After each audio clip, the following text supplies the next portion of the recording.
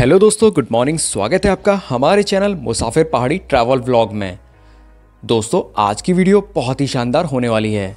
अगर आप golden city Jaisalmer जाने का प्लान कर रहे हैं तो ये वीडियो आपके लिए है। इस वीडियो के माध्यम से मैं आपको बताऊंगा कि आपको जैसलमेर कब जाना चाहिए, जैसलमेर जाने का सबसे सस्ता तरीका क्या है, बस ट्रेन का किराया क्या रहेगा, होटल का चार्ज क्या रहेगा, जैसलमेर में आप कौन कौन सी जगह घूम सकते हैं और जैसलमेर घूमने में कुल खर्चा कितना आएगा। ये सारी जानकारी मैं दूंगा आपको इसी वीडियो के माध्यम से। अगर आपने अभी तक हमारे चैनल को सब्सक्राइब नहीं करा है तो फटाफट से जाकर हमारे चैनल को सब्सक्राइब कर लें, क्योंकि ऐसे ही इन्फॉर्मेटिव वीडियो मैं आपके लिए लाता रहता हूँ। तो चलिए चलते हैं गोल्डन सिटी जैसलमेर।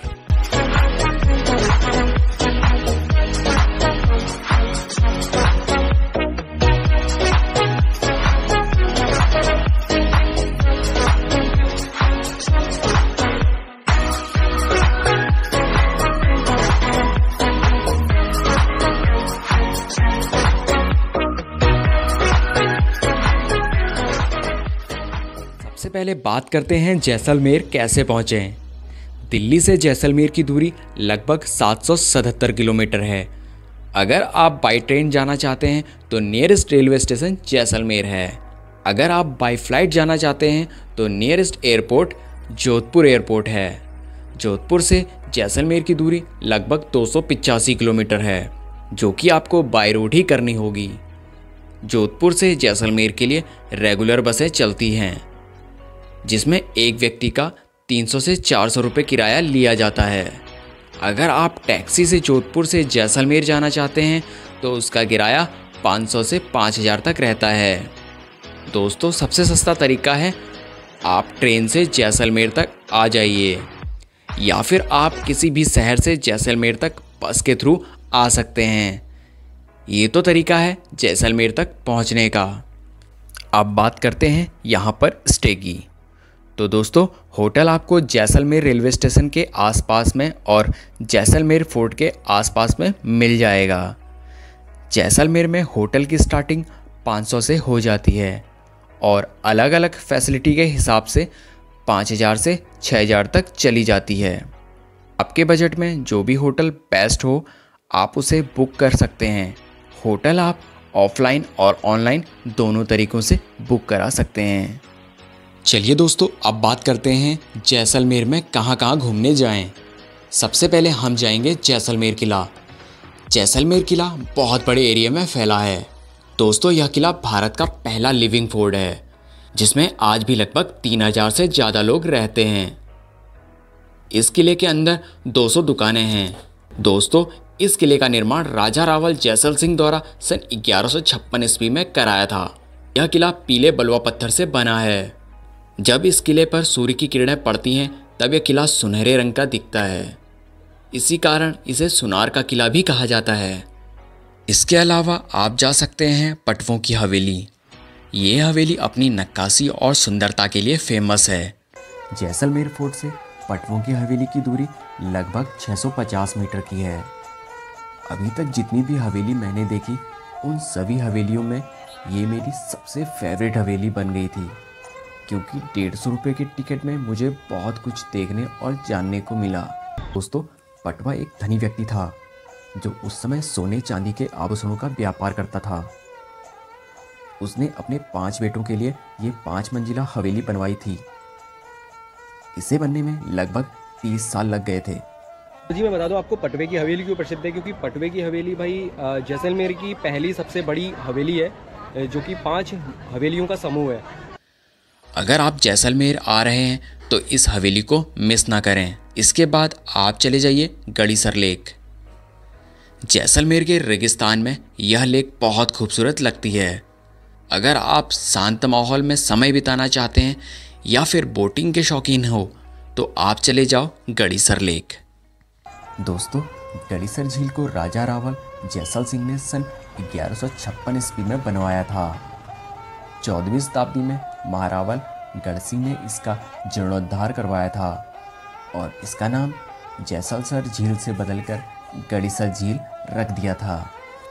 ये झील भाई जैसलमेर किले से लगभग 1.5 किलोमीटर की दूरी पे है और कहा जाता है कि इस झील ने एक बार पूरे जैसलमेर शहर को पानी दिया था। और अभी जो प्रेजेंट टाइम में इस झील में जो पानी आता है वो इंदिरा गांधी नहर से आता है, तो इसीलिए भाई ये झील कभी नहीं सूखती है। इसके बाद आप चले जाइए बड़ा बाग। दोस्तों, बड़ा बाग एक छोटी पहाड़ी पर स्थित है। इस जगह को शाही शमशान घाट भी कह सकते हैं। इस जगह में शासक राजाओं, रानियों, राजकुमारों और अन्य शाही परिवार के सदस्यों के सम्मान में ये छतरियाँ बनाई गई हैं। यहाँ की एंट्री टिकट 150 रुपया है। जैसलमेर से इसकी दूरी लगभग 16 किलोमीटर है। सिटी से दूर जो भी टूरिस्ट प्लेस हैं उनको कवर करने के लिए आप 2 व्हीलर रेंट पे ले सकते हैं, जिसका किराया लगभग 500 से 1500 के बीच रहता है। इसके बाद आप जा सकते हैं जैसलमेर से लगभग 14 किलोमीटर दूर हॉन्टेड प्लेस कहे जाने वाले गांव कुलधरा विलेज। इस जगह से जुड़ी हैं 13वीं शताब्दी की कुछ रोचक और उलझी कहानियाँ। दोस्तों, यह गांव एक समय में पालीवाल ब्राह्मणों का गांव हुआ करता था। स्थानीय लोगों का कहना है कि जैसलमेर के मंत्री सालम सिंह के द्वारा गांव के लोगों से ज़्यादा कर वसूलने के कारण लोगों ने गांव छोड़ दिया। कुछ लोगों का कहना है कि इस गांव में डायन का साया था, इसी कारण गांव के लोगों ने यह गांव छोड़ दिया। आप चाहें तो इस गांव में भी घूम सकते हैं। इसके बाद आप जा सकते हैं खाबा फोर्ट। खाबा फोर्ट कुलधरा से लगभग 16 किलोमीटर की दूरी में स्थित है और जैसलमेर से 32 किलोमीटर की दूरी पर। दोस्तों, 13वीं सदी में देश विदेश में व्यापार करने के लिए खाबा एक प्रमुख स्थान था। हालांकि अब यह एक जर्जरित गांव है। यहाँ का एंट्री टिकट 20 रुपये पर पर्सन है। इसके बाद हम जाएंगे सैम सैंड ड्यून्स, क्योंकि जैसलमेर में आए हैं और डेजर्ट में जीप सफारी करना हो, कैमल सफारी करना हो या फिर यहाँ पर सनसेट देखना हो, ये सब चीज़ें आपका दिल जीत लेंगी। दोस्तों, इन सब एक्टिविटी के बाद आपको एक एक्सपीरियंस और लेना चाहिए, नाइट स्टे इन डेजर्ट। यहाँ पर आपको बहुत सारे कैंप साइट मिल जाएंगे। आप अपने बजट के हिसाब से अपना कैंप ऑनलाइन या फिर ऑफलाइन दोनों तरीके से बुक कर सकते हैं, लेकिन मैं आपको रिकमेंड करूँगा कि आप यहाँ आकर ही कैंप साइट बुक कराएं। रात में आपको यहाँ कल्चरल एक्टिविटी भी दिखाई जाएगी। डिनर करने के बाद अपनी कैंप साइट में चले जाइए और अर्ली मॉर्निंग निकल जाइए तनोट माता मंदिर के लिए। जैसलमेर से तनोट माता मंदिर की दूरी लगभग 122 किलोमीटर है। यहाँ पहुँचने के लिए आपको 2 घंटे लग जाएंगे। तो जी, मैं अंदर दर्शन करके आ गया हूँ और आपने देखा होगा कितना बढ़िया अंदर से मंदिर बनाया हुआ है। और ये जो मंदिर है ना, मंदिर की देख रेख और जो पुजारी वगैरह हैं वो BSF के जो जवान हैं वही लोग करते हैं। इसकी जो सेवा है, मंदिर की सेवा है और मंदिर की देख रेख है। और 65 का जो युद्ध हुआ था ना भारत और पाकिस्तान का, उस युद्ध में भाई 3000 से ज़्यादा बम पाकिस्तानी सेना ने इस तनोट माता मंदिर में गिराए थे। उसमें से भाई एक भी बम यहाँ पे फटा नहीं था। तो उसमें से कुछ बमों को यहाँ पे संग्रहालय में दिखाने के लिए रखा हुआ है। तो आप अगर इस मंदिर में कभी आ रहे हैं तो आप उन बमों को यहाँ पे देख सकते हैं, जो कि यहाँ पे गिरे तो थे लेकिन वो फटे नहीं। तनोट से लगभग 20 किलोमीटर के डिस्टेंस में है इंडो पाक बॉर्डर, जिसके लिए आपको परमिट बनाना होगा, जो फ्री में बन जाता है। लेकिन बॉर्डर में जाने के लिए आपको चाहिए 4 व्हीलर, खुद की या फिर रेंटल। अगर आप रेंट में 4 व्हीलर लेना चाहते हैं तो आप तनोट माता मंदिर के पास से 1200 रुपये में बुक करा सकते हैं। इंडो पाक बॉर्डर को अपने सामने देखना और उसके बारे में जानना एक अलग अनुभव देता है। तनोट से लगभग 40 किलोमीटर दूर है लोंगेवाला। यहाँ पर आपको लोंगेवाला युद्ध स्थल और लोंगेवाला वॉर मेमोरियल देखने को मिलेगा, जो लोंगेवाला युद्ध की याद दिलाता है। यहाँ आपको पाकिस्तान के छोड़े हुए और डिस्ट्रॉय किए हुए टैंक देखने को मिलेंगे। युद्ध स्थल में पहुँचते ही आपको बॉर्डर मूवी की वो सारी चीज़ें याद आने लगेंगी जो आपने बॉर्डर मूवी में देखी होंगी।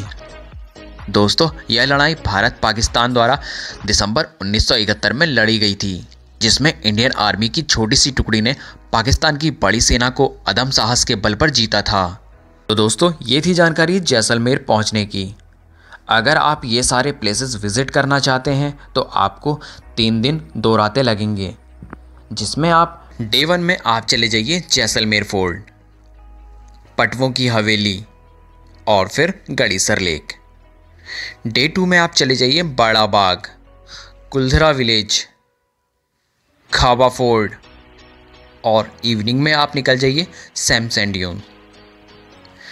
अब बात करते हैं डे 3 की। डे 3 में आप तनोट माता मंदिर चले जाइए, इंडो पाक बॉर्डर और लोंगेवाला पोस्ट। अब बात करते हैं इस ट्रिप को करने में कुल कितना खर्चा आएगा। दोस्तों, इस ट्रिप को करने में कुल 5,000 से 9,000 तक खर्चा आएगा, जिसमें आपका दिल्ली से जैसलमेर और जैसलमेर से वापस दिल्ली जाने तक का खर्चा इंक्लूड है। अब मैं आपको बताता हूँ कि जैसलमेर जाने का सबसे बेस्ट टाइम कौन सा है। जैसलमेर में जाने का बेस्ट टाइम अक्टूबर से लेकर फरवरी तक रहता है। तो दोस्तों, ये जानकारी आपको कैसी लगी मुझे कमेंट करके ज़रूर बताना। वीडियो अच्छी लगे तो लाइक करना और जिसके साथ जैसलमेर जाने का प्लान कर रहे हैं उसको ये वीडियो ज़रूर शेयर करना।